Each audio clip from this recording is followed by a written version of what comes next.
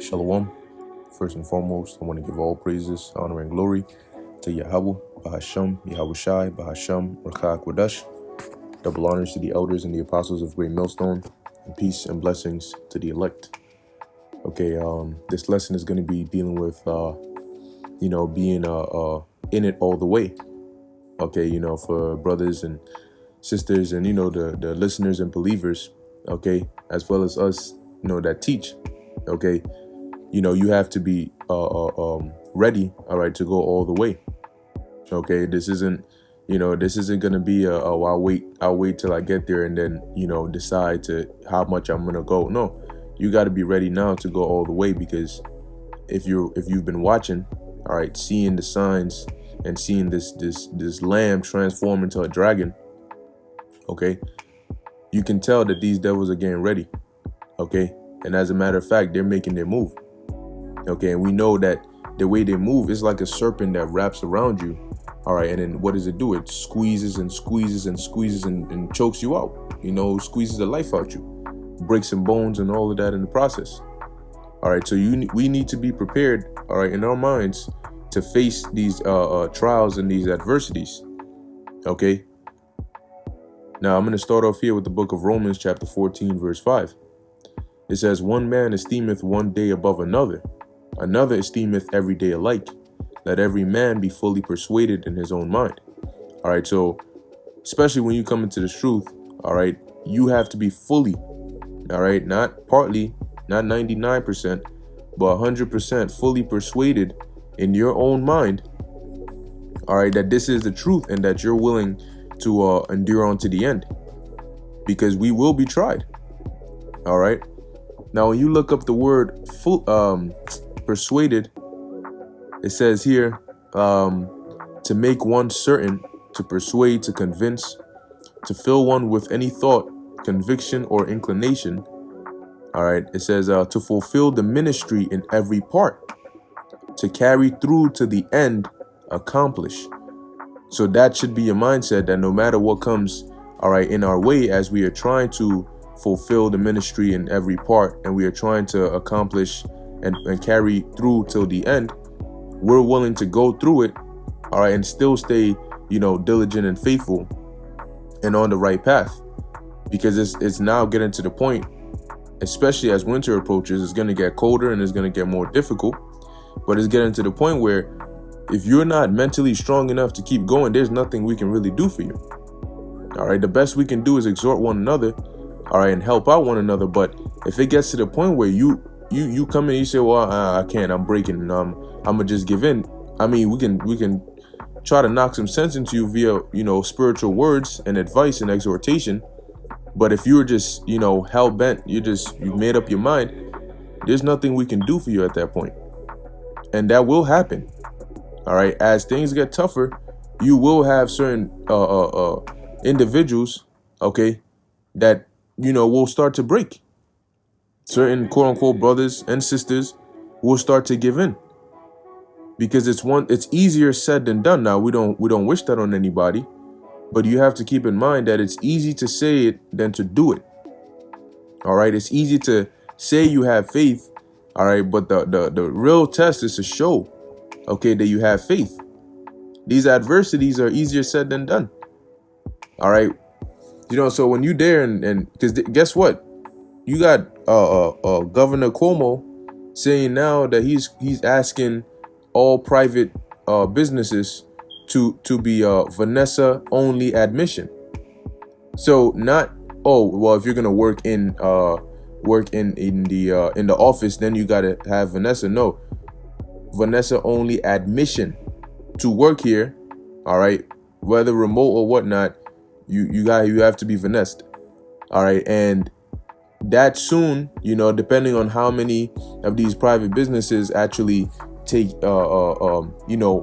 fulfill his request, okay, he might start getting putting more pressure, the same way they're applying pressure to the unvanessed, where they started with the incentives, but now they're applying pressure.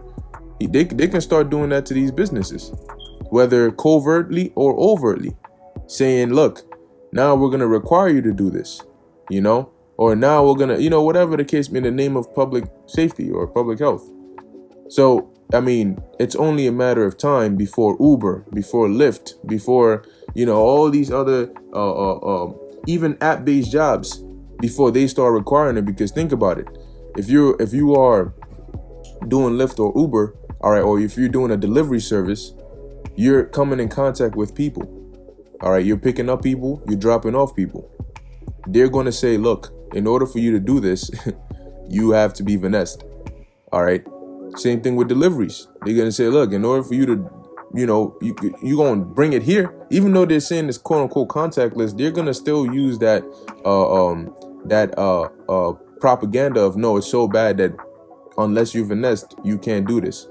Because you might have certain customers that'll say, well, I don't feel comfortable having somebody that's unfinessed bringing, my groceries or my food or whatever the case may be.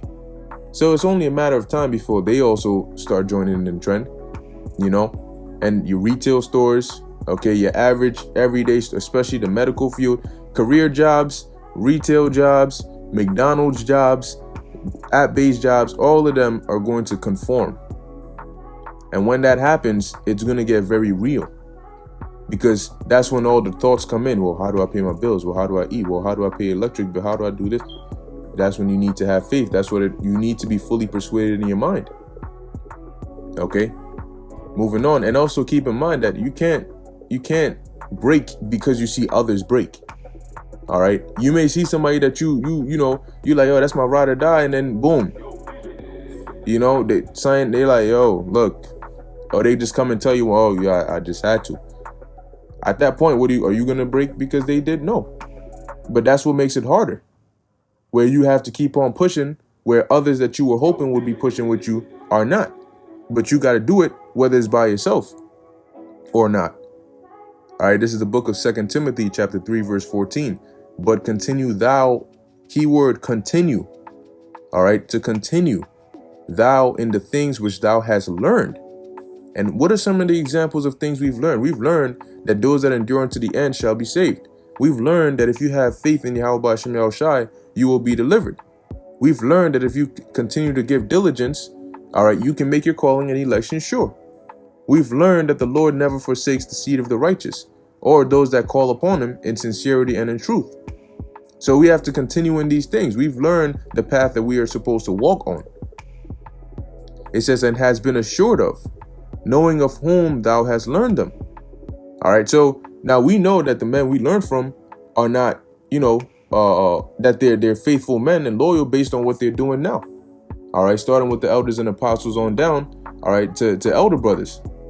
Okay, so when we learned from them, we were assured that they were men of the Lord, and we were assured that they're following the path of Yahushai. So we know that at least the path that we're on is the path to Yahweh Hashem Yahushai. So you are to continue on that. All right.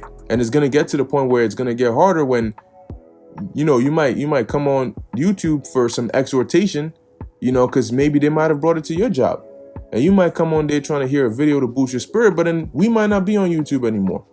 We might not be on the highways and byways anymore. Now you got to go off of what is with you. How much you gathered, how much faith did you build up? Okay, how much of the spirit do you have? How often have you been praying? How close is your bond with Yahweh Hashem Yahushai? All right, and you're gonna need to start banking on that. All right, on a higher level, because it's gonna get tough, man. As it says here, and this is the book of Hebrews, chapter 12, verse 4. Ye have not resisted unto blood, striving against sin, and they are going to try to make you sin. All right. And right now, the most, there's certain situations that arise, but you might lose a job. Your woman might leave you. People might give you certain looks. All right. But it's seldom that, you resist onto blood, like on a frequent level now. Somebody might come in, but then it's going to get to the point where it's going to be real like that. All right. Threats, in the damn near facing danger every, because you're striving against sin, because you're striving to stay, enduring and stay faithful to Yahweh Hashem Yahushai. And it's going to be a very tough endurance test, Okay, but if you have the faith and the belief, you won't let any adversity stop you, because your mindset is solely set on the end goal. Better is the end of a thing than the beginning thereof. Yes, we want Jacob's trouble to come. Yes, because the sooner it comes, the sooner the kingdom comes. But when it comes, it's not going to be the easiest thing in the world. It's doable. It is going to be required of us. And if you're of the elect, you're going to make it. Okay, but you need to be prepared in your mind mentally. You need to fortify your mind. You need to guard your faith. All right. You need to guard your faith with spiritual thoughts, that you have layers on layers on layers on layers, that no adversity can penetrate through those layers to diminish your faith. All right. And as you do that, you'll be able to keep on going, taking it one step at a time. All right. And constantly praying to Yahweh Ba'ashem Yahweh Shai, because I'm telling you, it's a real thing when you're there and you're like, all right, hold on. I'm not getting any income coming in, and I know I have to pay rent. They didn't extend any moratorium, nothing anymore. So, what's going to happen? How am I going to come up with this money for it? And you're like, yo, shit. But that's when you need to have faith, where you don't know how you're going to do it. You don't know how you're going to be. You don't know where you're going to end up. But you know that the Lord is going to take care of you some way, somehow. That's the trying part, when you can't think of any possible way. But you have to believe that doesn't mean that there isn't any possible way, simply because you can't think of one. However, society has conditioned us to where if you can't think of a possible way, then there must not be a possible way. But that's not true. Okay, as impossible as it may seem, it's very much possible for Yahweh Ba'ashem Yahweh Shai to do it, just like that. All right, so it's not a big deal for the Lord, but that's where faith comes in, where you need to actually understand and believe that, hey, I don't see a way out, but I know that there is a way out. Even though I don't see one, I can't think of one, I know that when I pray to the Lord, He will provide one for me. When you understand that where there is no way, the Lord can make a way, you don't fear. Because then you're like, well, if there's no way, well, the Lord can always make a way. So I don't have to worry that there is no way right now.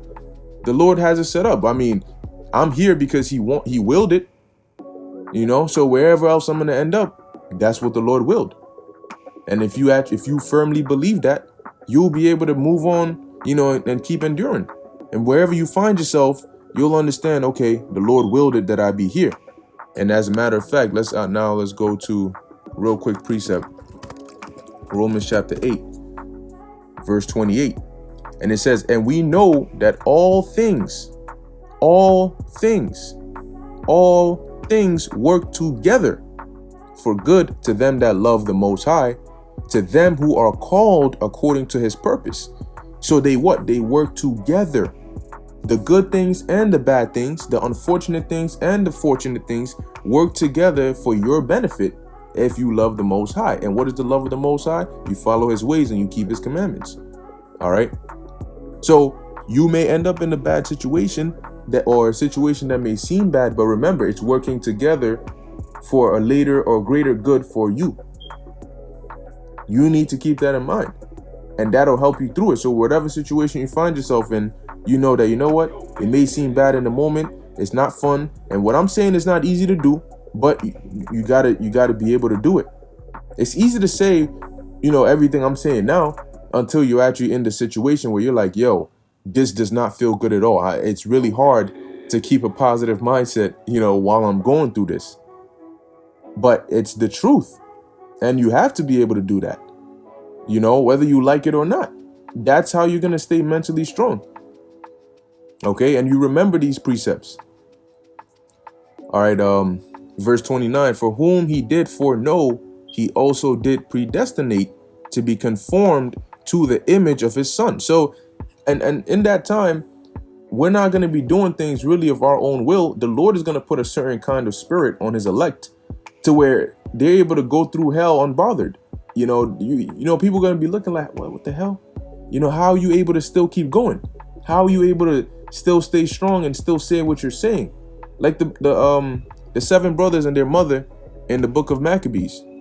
You're hearing or reading about the tortures that they were put through, but they're still staying strong because the Lord predestinated them to conform to the image of his son, that they might be the firstborn among many brethren.